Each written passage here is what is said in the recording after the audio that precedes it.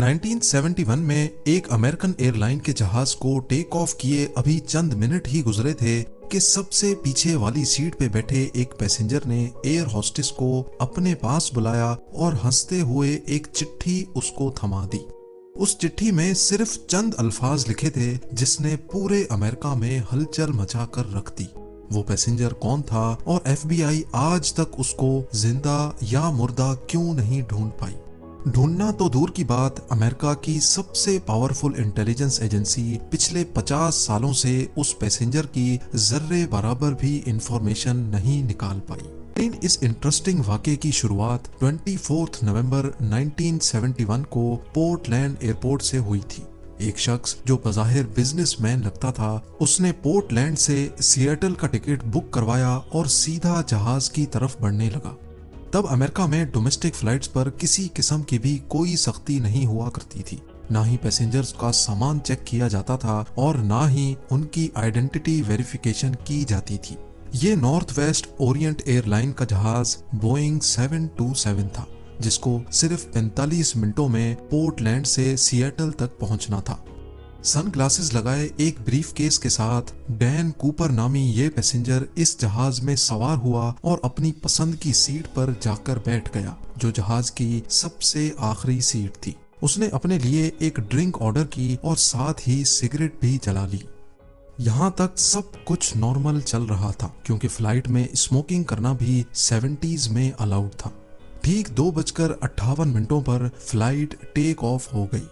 Take off होते ही Dan Cooper पीछे मुड़ा और पास में बैठी एयर होस्टेस को हंसते हुए एक एनवलप थमा दिया।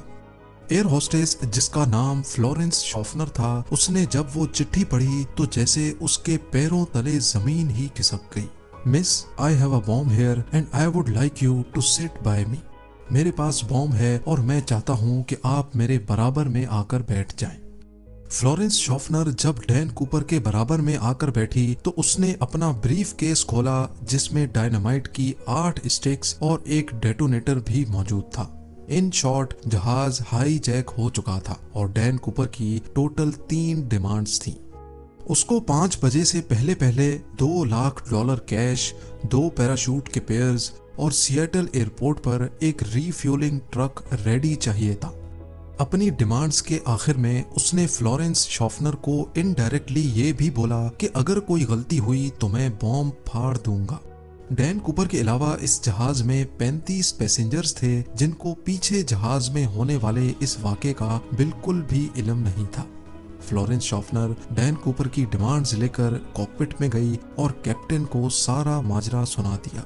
एक दूसरी एयर होस्टेस, जिसका नाम टीना मकलो था, वो अब एक इंटरकॉम लेकर डैन कूपर के साथ आकर बैठ गई, जो पायलट और डैन कूपर के दरमियान मैसेज पहुंचाने का काम कर रही थी। याद रहे कि ये अमेरिका की हिस्ट्री में होने वाला पहला प्लेन हाईजैक था जो रैंसम के लिए किया गया था। इसी वजह से लोकल अथॉरिटीज और FBI ने फैसला किया कि हाईजैकर की सारी डिमांड्स पूरी की जाएं।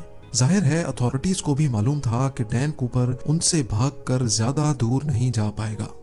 फ्लाइट, जिसको सिर्फ 45 मिनटों में ही सिएटल में लैंड करना था, वो अब अगले 1.5 घंटे तक एयरपोर्ट के गिर्द गर्दिश करती रही और बकाया 35 पैसेंजर्स जो इस सारे वाक़े से बिल्कुल बेखबर थे, उनको बताया गया कि टेक्निकल डिफिकल्टी की वजह से प्लेन की लैंडिंग में दुश्वारी हो रही है।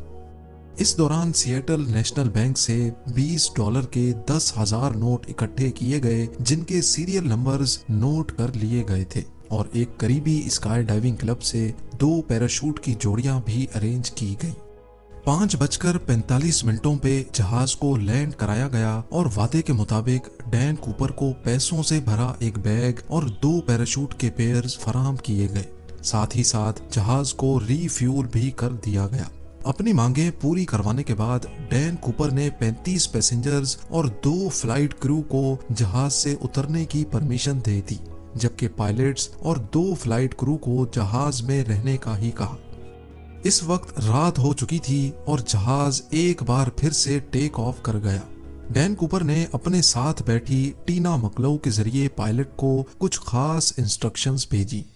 वो चाहता था कि जहाज के लैंडिंग गियर्स और फ्लैप्स खुले रहें, एल्टीट्यूड 10,000 फीट हो, स्पीड 320 किलोमीटर पर आवर और जहाज को सीधा मेक्सिको सिटी लेकर जाया जाए।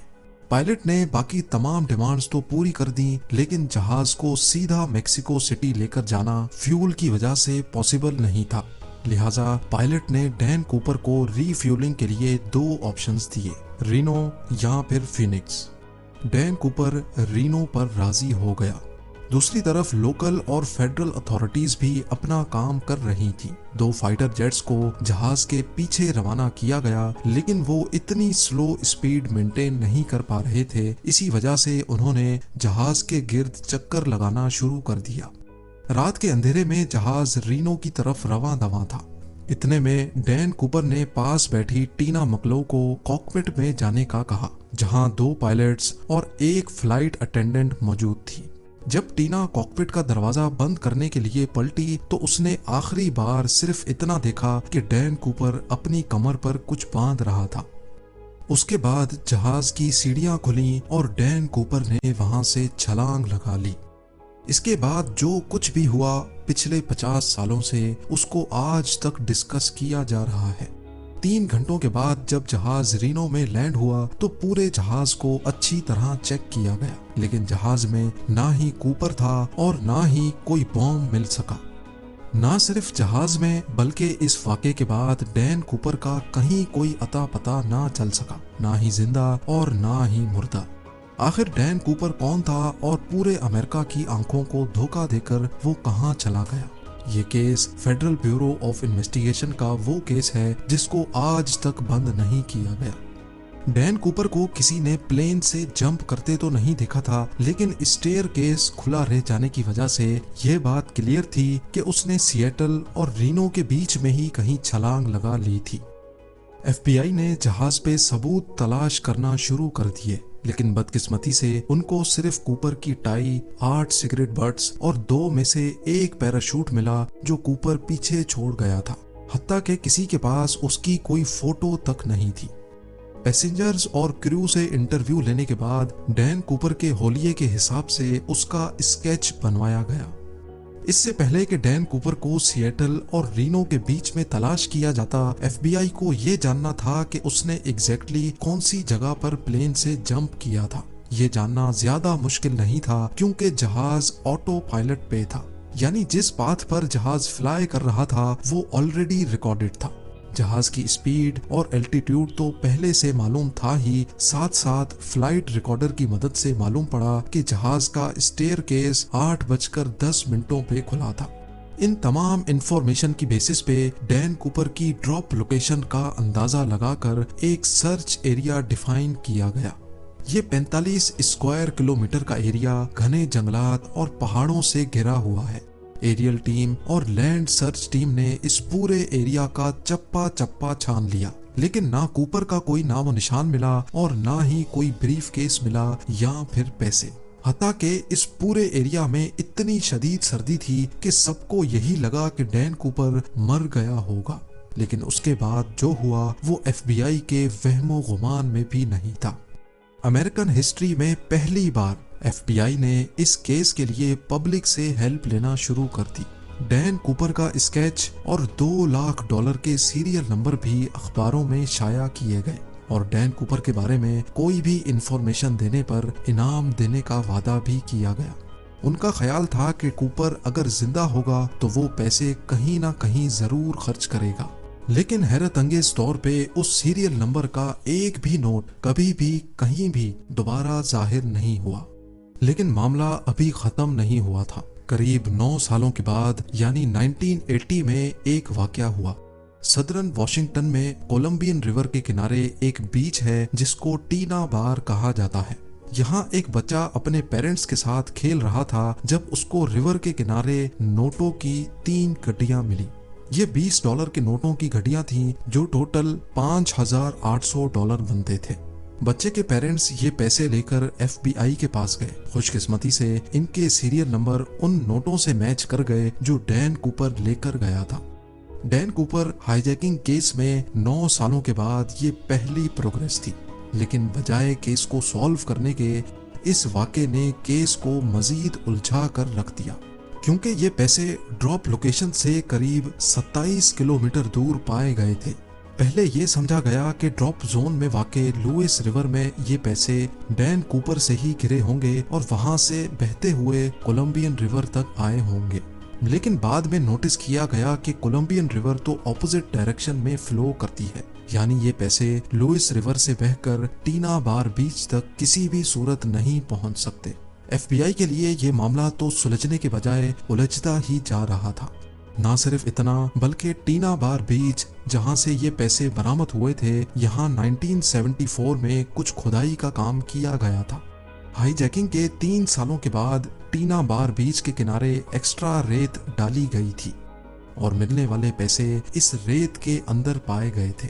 इस नई इंफॉर्मेशन से तो ये जाहिर होता है कि डैन कूपर या फिर उसके किसी साथी ने जानबूझकर केस को उलझाने के लिए 3 सालों के बाद टीना बार बीच पर आकर ये पैसे दफनाए थे। इस केस को लेकर FBI ने कूपर जैसे दिखने वाले लोगों से इन्वेस्टिगेशन की, लेकिन कोई खातिर खास सुराग ना मिल सका।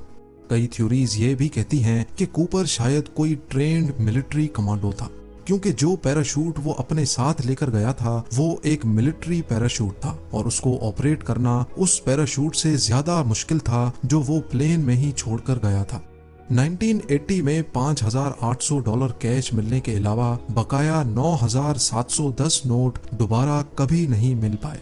एविडेंस के तौर पे FBI के पास डैन कूपर के इस स्केच के अलावा सिर्फ ये टिकट है जिसमें उसने खुद अपना नाम लिखा था और ये टाई जिस पर क्लिप लेफ्ट साइड पे लगी थी, जिससे ये जाहिर होता है कि डैन कूपर लेफ्ट हैंडेड था। इस केस ने FBI को पिछले 50 सालों से सवालों में उलझा कर रखा है। आज भी FBI की वेबसाइट पर इस केस की तमाम डिटेल्स मौजूद हैं और इस केस की फाइल आज भी खुली हुई है। उम्मीद है जेम टीवी की ये वीडियो भी आप लोग भरपूर लाइक और शेयर करेंगे। आप लोगों के प्यार भरे कमेंट्स का बेहद शुक्रिया। मिलते हैं अगली शानदार वीडियो में।